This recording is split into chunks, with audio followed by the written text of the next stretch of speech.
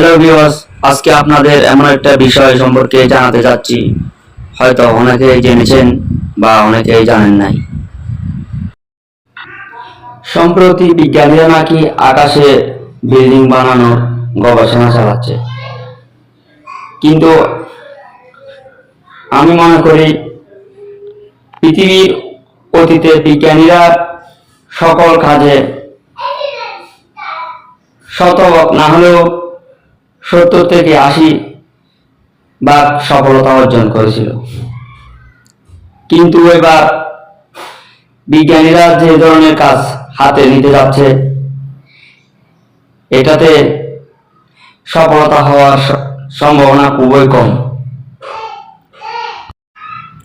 কেননা building in the sky বিষয়টা পুরোপুরি নির্ভর করতেছে মহাবিশ্বের আকর্ষণ শক্তির উপর।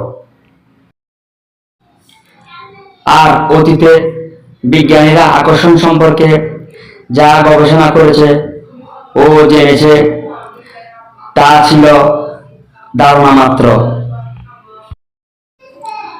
কিন্তু মহাবিশ্বের সৃষ্টি তথা আকর্ষণ শক্তির রহস্য এখনো রহস্যই থেকে গেল। কেউই এর আসল রহস্য উদ্ঘাটন করতে পারল না।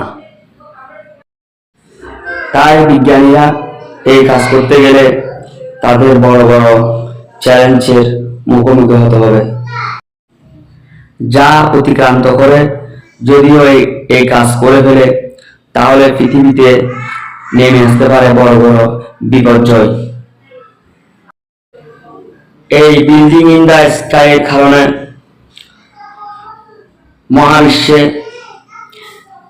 গ্রিন হাউস ইফেক্টটা ডাবল হয়ে যাবে এবং পৃথিবী অগ্নিবলয়ে পরিণত হয়ে যাবে।